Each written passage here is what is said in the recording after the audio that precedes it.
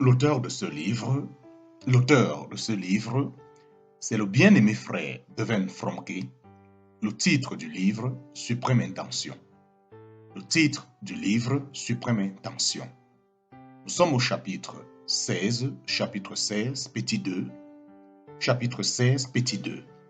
La croix dans 3 dimensions. La croix dans 3 dimensions. En tant que principe, la croix représente un mode de vie divin.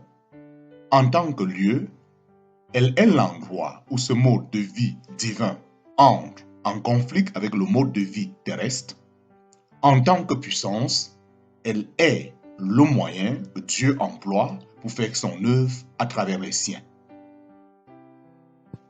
Le principe. Deux garçons étaient au tribunal pour avoir lapidé un train de voyageurs. Devant le juge, ils ne manifestèrent aucun signe de regret ou de repentir. Monsieur le juge, dit l'aîné en ricanant, la seule chose que je regrette, c'est d'avoir manqué les fenêtres. Sans explication, le juge, éminent les coupables chez lui dans sa voiture, les fit descendre au sous-sol et leur fit voir un réseau compliqué de petits trains électriques. Les deux garnements regardèrent leur hôte avec des yeux incrédules quand il les invita à se mettre aux commandes et à organiser le trafic. Ils s'y mirent avec précaution, mais furent bientôt fascinés. Le juge jetait sur eux un regard de satisfaction en les voyant tout absorbés par les merveilles de la voie ferrée. Son plan allait donner quelque chose. Quand vint le moment de le dévoiler, il regarda les garçons bien en face et dit, « Eh bien, les gars, que diriez-vous si je vous les donnais? »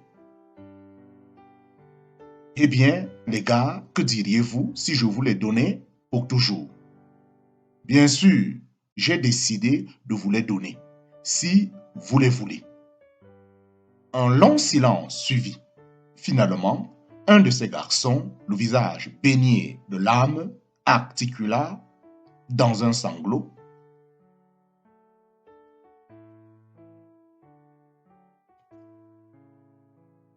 Mais je ne comprends pas. Nous avons été si méchants. Et maintenant, vous nous donnez ça? À nous, pourquoi? Et l'autre d'ajouter, Monsieur le juge, nous ne méritons pas quelque chose d'aussi beau. Ils étaient brisés tous les deux. Ils pleuraient. Ils supplièrent le juge de leur pardonner et promirent que plus jamais ils ne feraient de si vilaines choses. C'est un des garçons, maintenant un homme, qui raconta l'histoire. Ce juge nous a conduits à Christ et est devenu pour nous un père spirituel. Sans la sagesse dont il fit preuve envers 2 mauvais garçons, je ne siégerai pas aujourd'hui comme juge chrétien à la barre de ce tribunal. C'est un des garçons, maintenant un homme, qui raconta l'histoire. Ce juge nous a conduits à Christ et est devenu pour nous un père spirituel. Sans la sagesse dont il fit preuve envers 2 mauvais garçons, je ne siégerai pas aujourd'hui comme juge chrétien à la barre de ce tribunal. Le lieu.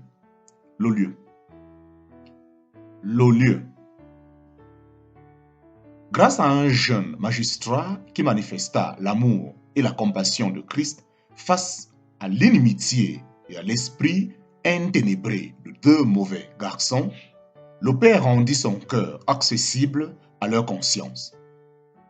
En raison de leur volonté indépendante et égoïste, ces jeunes étaient entrés en conflit avec la loi. Mais le heurt le plus significatif se produisit entre la haine irraisonnée que ces deux garçons avaient dans le cœur et l'amour inexplicable qu'il y avait dans le cœur du juge. Au point de jonction entre la haine de l'homme et l'amour de Dieu, il y a toujours une croix. La croix devient un lieu, elle se localise. Au point de jonction entre la haine de l'homme et l'amour de Dieu, il y a toujours une croix. La croix devient un lieu, elle se localise.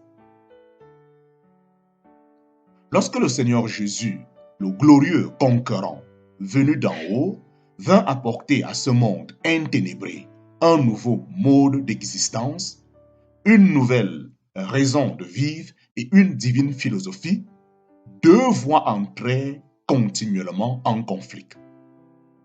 La voie du dépouillement est toujours la dénonciation de celle du gain.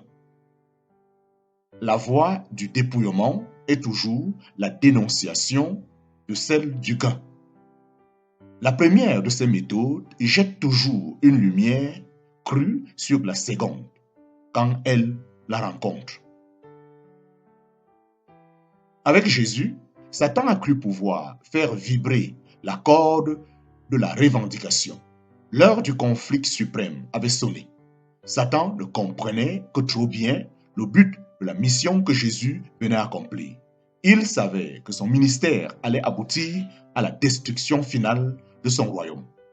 Aussi, le prince de ce monde, l'ennemi juré de tout ce qui est vrai, ne cessa-t-il de faire obstacle à l'œuvre de Christ pour tâcher d'en finir avec lui. Nous avons vu au chapitre 8 comment Jésus a répondu au tentateur dans le désert. Par 3 fois, au cours de la tentation, il mit en lumière le mode de vie céleste et la philosophie céleste dont il est le produit. Répondre aux suggestions de Satan en faisant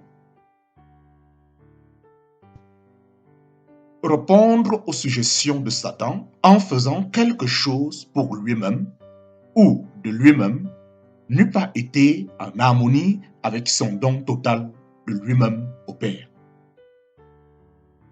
Quand le diable lui offrit les royaumes de ce monde, en lui épargnant la croix, il n'en fut pas ébranlé dans sa résolution. Satan est toujours opposé au principe de la croix. Christ, au contraire, le met toujours en évidence. La tentation au désert est une de ces rencontres où la croix s'est localisée. Et il y en a eu bien d'autres, car pendant les 3 ans que Christ vécut parmi les hommes, il ne cessa de dénoncer leur égoïsme et leur comportement intéressé, dévoilant leur recherche d'eux-mêmes et tout ce qu'il y avait de perversité dans les mobiles qui les inspiraient.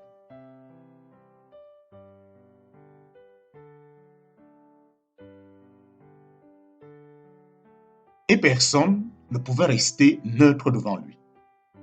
Les hommes devaient ou bien l'accepter, lui et sa divine manière de vivre, ou bien trouver des arguments pour le rejeter et se débarrasser de lui.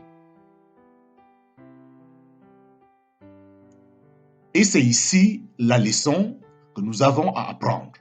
Celui qui, dans sa vie journalière, adopte la croix comme principe destiné à être enraciné en lui, deviendra lui-même une croix, une occasion constante de conflit par sa muette dénonciation de tous ceux qui prennent un autre chemin et vivent sur une autre base.